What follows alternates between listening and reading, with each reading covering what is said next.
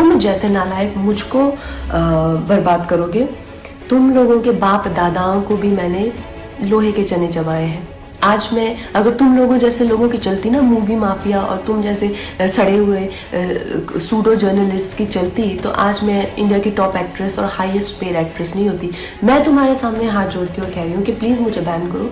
तो 3-4 लोगों ने मिलकर मेरे खिलाफ एक कोई गिल्ड बनाई है, शायद कल ही बनी है, ना ही उसकी कोई मान्यता ही है और ना ही उसकी कोई दार नहीं है। तो उस गिल्ड के चलते हुए लोगों ने मुझे धमकी देना शुरू किया है कि मुझे बैन कर देंगे या मेरी कोई चीज़ का मुझे कवर नहीं करेंगे या मेरा करियर बर्बाद कर देंगे। अरे नालायकों, देशद्रोहियों, बिकाऊ लोगों, तुम लोगों को खरीदने के लाखों भी नहीं चाहिए। तुम लोग तो इतने सस्ते हो, 50-60 रुपए में बिछ जाते हो।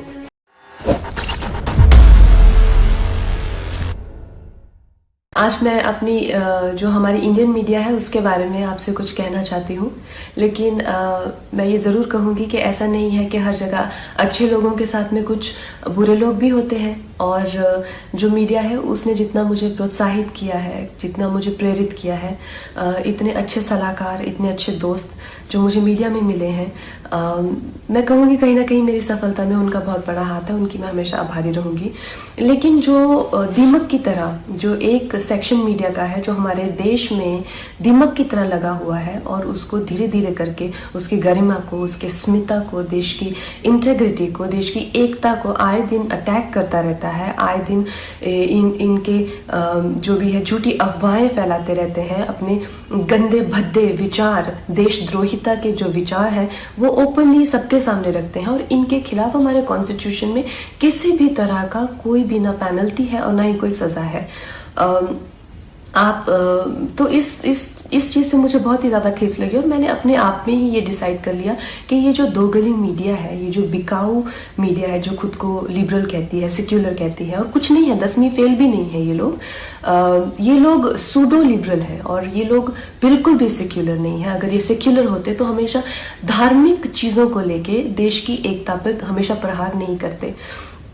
ऐसे ही एक चिंदी से जर्नलिस्ट को मैं 1-2 दिन पहले एक प्रेस कॉन्फ्रेंस में मिली, तो उसी की तरह बहुत सारे लोग हैं जो जितने भी हमारे जो सीरियस इश्यूज हैं, हमारे जो सीरियस कॉजेज हैं। वर्ल्ड एनवायरनमेंट में डे के दिन मैंने प्लास्टिक बैन को लेके एक कैंपेन किया था जिसमें मैंने प्लास्टिक के खिलाफ ईशा योगा सेंटर के साथ में काफ़ी कुछ एक्टिविटीज़ की थी।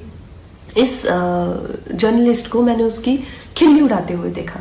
फिर मैंने काउ स्लॉटर के अगेंस्ट, एनिमल क्रूलिटी के अगेंस्ट एक कैंपेन किया, उसका भी ये मजाक उड़ा रहा था। एक शहीद पे मैंने फिल्म बनाई, उसके नाम की खिल्ली उड़ा रहा है। और प्लीज़ आप ये गौरतलब ये है कि इनके पास किसी भी तरह का कोई तर्क वितर्क, समीक्षा या विचार जो कि एक पत्रकार का हक है, उस तरीके से नहीं गाली गलौज करके, गंदी बातें लिख के प्रोफेशनल ट्रोल्स जो हैं खुद को मुफ्त का खाना खाने पहुंच जाते हैं ये हर जगह प्रेस कॉन्फ्रेंस पे।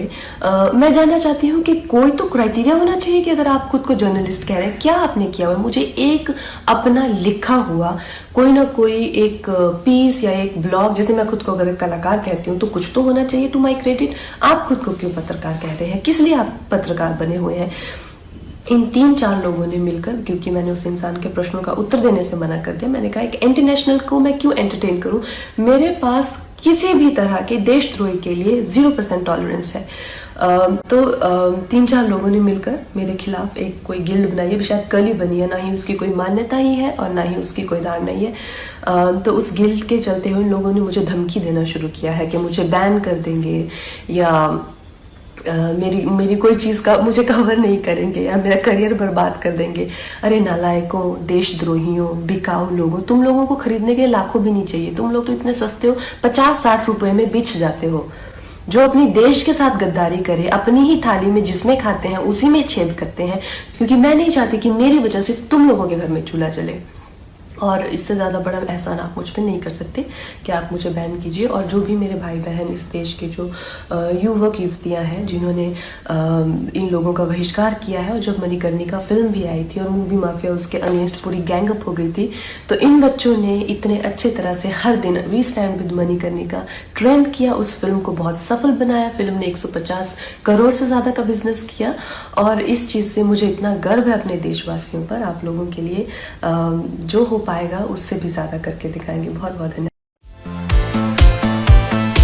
अगर आपको हमारे वीडियोस पसंद आए तो प्लीज़ लाइक करें, सब्सक्राइब करें और शेयर करें।